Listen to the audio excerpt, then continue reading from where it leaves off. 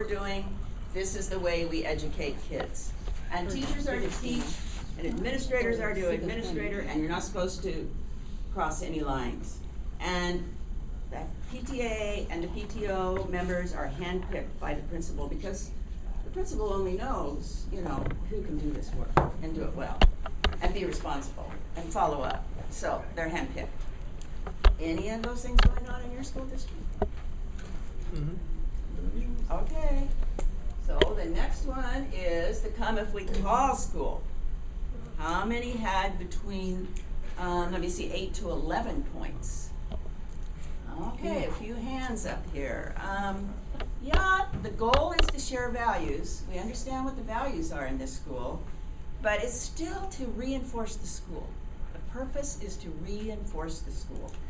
And there are conferences and open houses, but they're run by the teachers, they're run by the principals and the superintendent or whomever, and they're in charge. They have the information, they're in charge. And most of the communication is one way, either through a website, school handbook. It's all one way though. And parent groups meet with the principal, but the principal does all the talking. And I've gone into school districts where that's happening, or into schools where that's happening, because usually, and sometimes it happens with new principals because they're afraid that, you know, they don't want to make any mistakes, they don't want to get in trouble, so it's better to control who's in charge and to make all the decisions. And then the lead teachers on site-based councils and everything are decided by the lead teachers and the principal together, and even though parents may be there, they really don't have a voice. And the way we find out about whether parents have a voice or not is doing focus groups and asking them, and they say, oh no, no, and then they'll say, I don't really know enough to make a decision.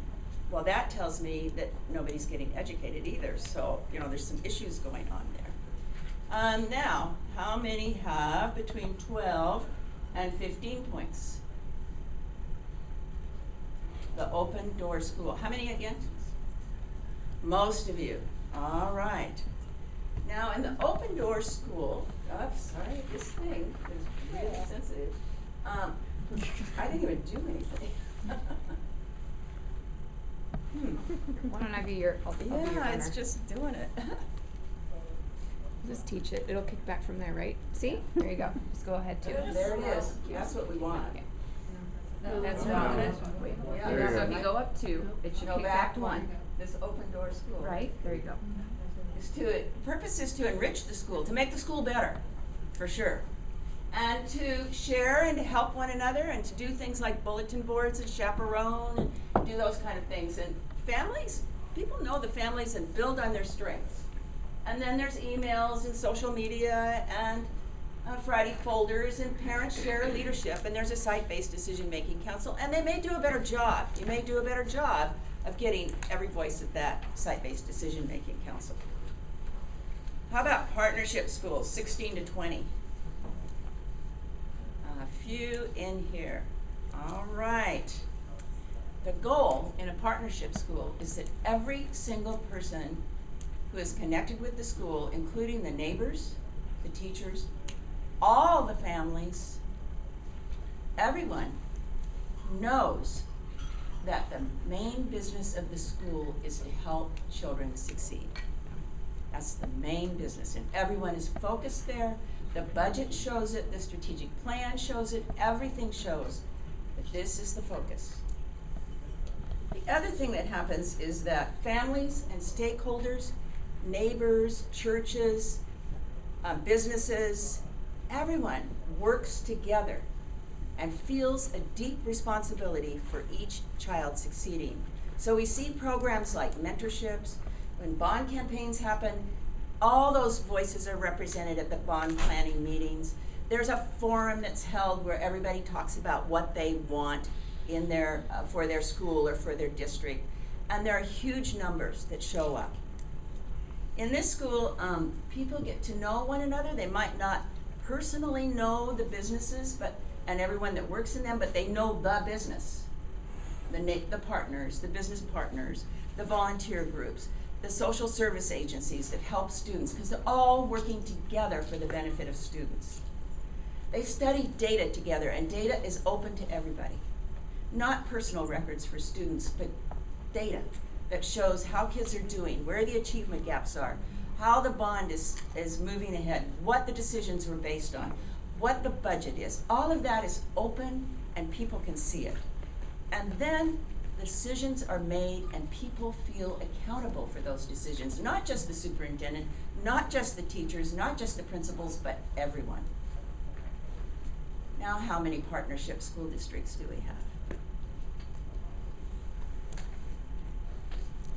No hands going up. We're moving toward that. Is there one over there? Yeah. Which Yeah. one is that? McMinnville. McMinnville, okay. And Malone River. But not until we got this new superintendent.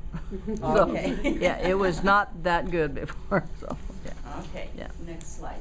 Mhm. Let's see, yeah. Would somebody read this aloud for me? Michelle, can you read this aloud for me? Very well.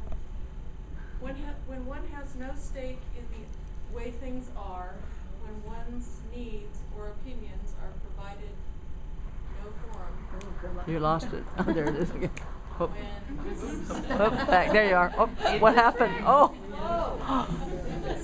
I don't know amazing, what's going isn't on it? with when You didn't one even sees touch it. oneself as the object of unilateral actions, it takes no particular wisdom to suggest that one would rather Be be elsewhere. elsewhere. So when we say nobody shows up, nobody's in that middle circle, nobody is there, it's Yeah. because, and we really do talk to people about this. A lot of people will say it's because they only speak English and there's no provision for me to understand, so there's no way that I'll go. Some people say, well, I do have 2 jobs and I can't go. Some people say, well, they're not friendly and I don't feel welcome, so I won't go. But lots and lots of people say, they don't listen to me. I don't make any difference when I go to those meetings. They already know what they're going to do. They don't care what I think. And there's nothing really meaningful for me to do anyway.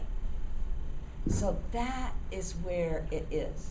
If people feel that they can make a difference, I can tell you for sure they will start coming. They will show up. Like the 500 people twice, and I've done other forums like that, they show up because they know their opinion is important and it's going to make a difference in terms of how the district moves ahead. Now, we can't always have 500 people showing up for everything, you know, so let's talk about that today. And let's just skip this next one.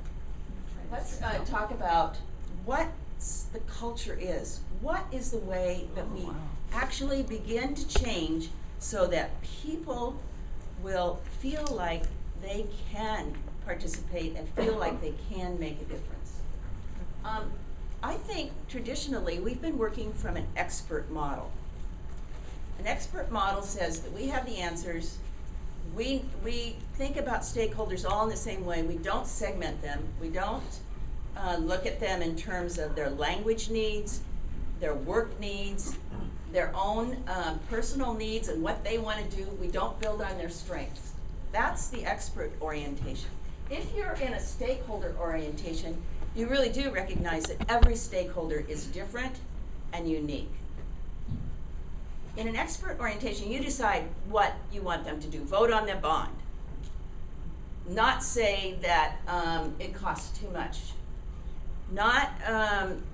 You want to control them. We are controllers, all of us.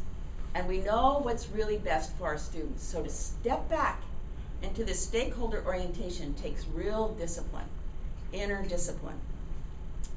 We work on their timetable. I can't tell you how many, you know, with this election coming up, there's going to be every kind of brochure and pamphlet and everything that possibly can be out there. And you have to break through that with your information. How are you going to do that? Well, the best way is through social media and face-to-face. And the best way is face-to-face.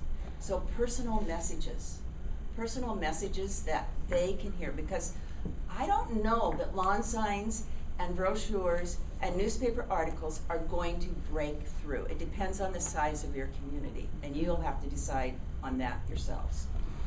But it has to be according to their timeline. So like in November and December, there is no sense of sending anything out to anybody. Nobody is paying attention.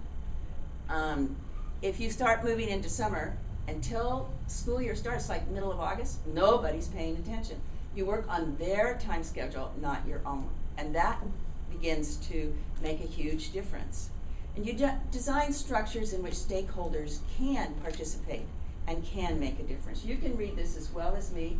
So, we've changed to another slide again. It's out of Your control. slide must have a time for like a on Yeah. Sorry. Where do you want to be? Right This one? here. Oh, Or this one? we were right there, but that's okay. Okay, so where are we now? This is really difficult. How are we doing on time? Okay, can you get to the vehicles and I then you? certainly can try. And you guys, you can pick up these slides on wherever they're being posted on the OSBA thing so that it's not so difficult. Oh, good. When we think about what are the ways that we can participate or how can we get people to participate ourselves, there's several different vehicles and we're not on the right one right now. So focus groups. In a bond election, focus groups bring people, small groups of people together where you can really begin to look underneath at their motivation. If you foster a conversation, not a group interview. A focus group, in the true sense of the word, is not a group interview. It creates a structure in which people talk together, think together, and answer together, and change their minds as they go through the process. Certainly with bond elections, you can get very, very valuable information, levy elections, bond elections, by doing these focus groups, and they're not that hard to do. Sorry. It's not me, I swear. I know. Yeah, it's just. The other is to have dialogue groups, whether it's with the Chamber of Commerce, different businesses in your town, all these different people who can be your allies in moving a bond or measure forward or helping kids succeed. These are the different ways that you can participate with them. It's Sorry, just I've doing its own given up. thing. I've lost control. It's on its own. Isn't it You can interesting? try. It's challenging. We talked about the community forums. These are the study circles, open space technology, World Cafe. Those are all structures that are explained in the book, by the way, but they're all structures in which people come together and explore and think out loud and find common ground and find ways that they can support you in your efforts, or you listen to them and find out how you can change your direction so that you work together as a community. And then, where are we now? Oh, we're back to that. Okay. We're going to give up on this whole thing, right? And I'm just going to do one last, how much time do we have? Julianne, do you? 40 minutes total. 40 minutes left. Okay, just one little exercise I'm going to have you do before we end. If you can just get in groups of 5 again. Just in groups of 5. And somebody's going to make a statement. Like, the first person will say, "It's hot in here." And then the other people will say, "So do you mean you're uncomfortable?" Something like, "So do you mean you're uncomfortable?" And you might say, "No." "So do you mean it's crowded in here?" And you might say, "Yes." Something like, you just make a statement, a true statement. And your other 4 people have to keep asking, "So do you mean?" So do you mean? You might say, "We're putting a bond election, a bond measure on the ballot, and it's going to pass." So people might say, "So do you mean you've done a survey and you know that 90% are saying it's going to pass?" You know, whatever. That's the kind of thing you do. Does everybody understand this process? In your group of 5, one person makes a statement. When you get 4 yeses, you move to the next person. Okay? 4 yeses, then move to the next. They didn't serve dessert at lunch. They didn't, did they? That's my thing. Do you mean that you're having a sugar low? Yes. Kind of. It's more than regret. You didn't get your sugar craving solved? Yes. So do you only like chocolate? Yes. Oh, you sure? Definitely. So you're saying that Okay. made the lunch less enjoyable? That's 3 yeses, isn't it? So somebody else has to say a statement, right? Do we move on after 3? Yeah. Yeah. That was your fourth yes. That was your fourth That's your fourth yes. Oh my goodness. Yeah, I'm overwhelmed. Yeah, I'm overwhelmed. So do you mean you received too much information today? Yes. Yeah. Does that mean you feel inadequate to the situation? Yes. Yes.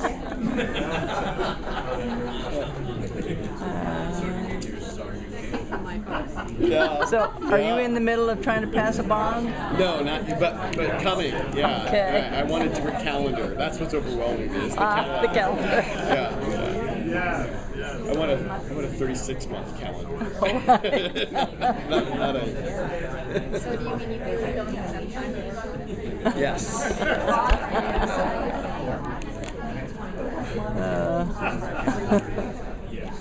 My back hurts. What do you mean you've been sitting too long today? Yes. That's it. Let's just leave that for now. Do you mean they need better chairs? Possibly. Is everybody done? Does your back We're gonna do 2 more minutes, and then Julianne. Yeah, mine is too. Have you been working in the yard? No. That's it. That's it. That is not the reason that my back pain. It's the sitting too long.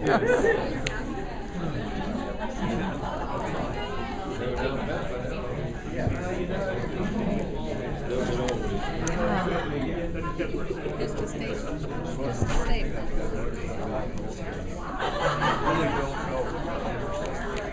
Glad everything's going to be on your website. Yes. So do you mean you know how to run a computer? All the slides are going to be on your website. Yeah. So do you mean you took no notes? So do you mean you're forgetful? You mean you're overwhelmed by all this information? I like your notes. Yours are always so cool. Good note taker. Infographics. His brain works differently than mine, clearly. All right, everybody. I outweighed it. Yeah. So who had some success with this? What did you learn? That she likes trucks. Yeah. It's not easy getting to yes. It's not easy getting to yes, which means what?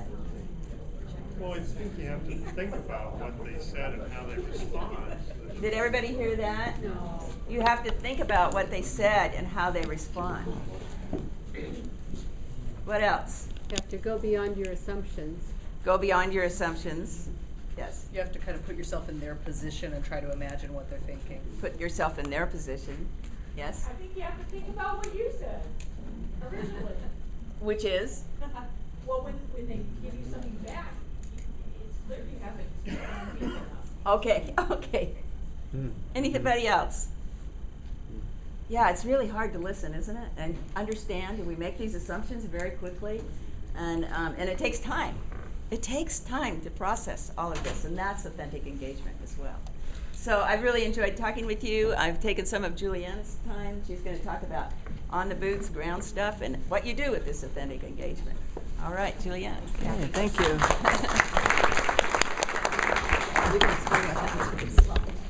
So my theory on her projector adventures. So do y'all use build PowerPoints and keynotes? Does anybody know what probably happened here? What happened? No, it works great now.